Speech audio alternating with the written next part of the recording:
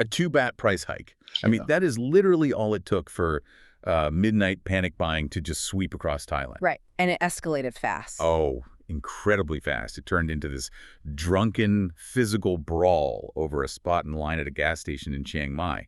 So welcome to this deep dive where today we're taking 3 recent Thai news broadcasts to, separate the reality of a national supply chain from just pure psychological panic. Yeah, it's honestly the ultimate case study in how a geopolitical spark over in the Middle East can trigger this entirely localized behavioral meltdown for you at home. Exactly. Because the physical fuel was actually there, but the fear of running out is what temporarily broke the entire system. Which completely explains this viral video we saw from a trucker in Mukdahan. Well, I know you've seen it, but he is driving from gas station to gas station and finding every single pump totally dry. Yeah, he was furious. He's shouting at the camera, demanding to know where all this plentiful oil the government promised actually is. To me, looking at this, it's essentially a bank run, but, for diesel. That is actually the perfect analogy. And just like a bank run, the frustration is incredibly real, but the shortage itself is an illusion. I mean, let's just look at the hard data for a second. Right, let's see the numbers.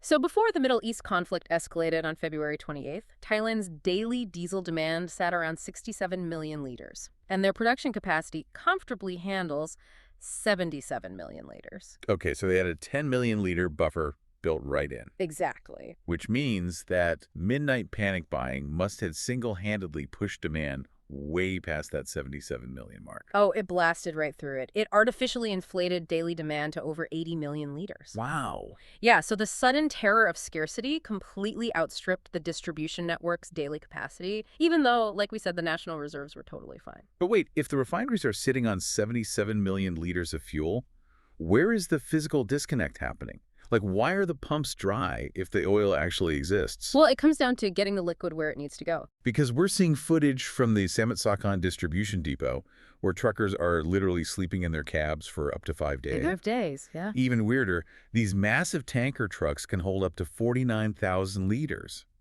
But the depot is aggressively rationing them to just 15,000 liters per trip. Why would they do that? So that rationing is a deliberate triage strategy.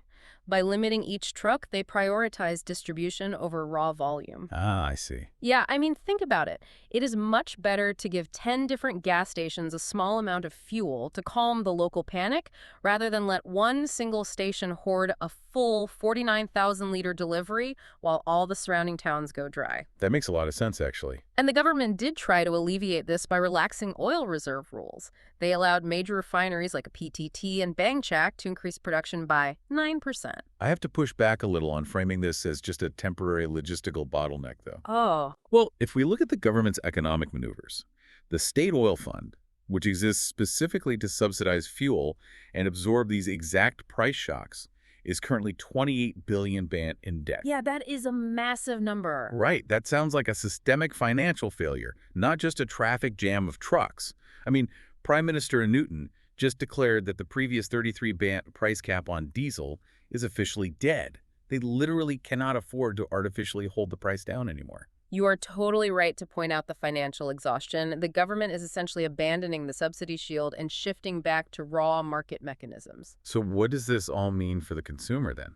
Well, to prevent that dead price cap from causing inflation to just explode everywhere else, the Ministry of Commerce is tightening price controls on other daily necessities. Like what kind of necessities? We're seeing strict monitoring on things like bottled water and critically raw materials like plastic pellets.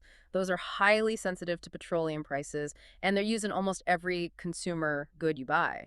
Lay it on us. If a single geopolitical event happening thousands of miles away can cause citizens to literally fight each other at the gas pumps over a purely psychological 20 million liter demand spike, how fragile are the hidden supply chains of all the other essential resources we take for granted every single day?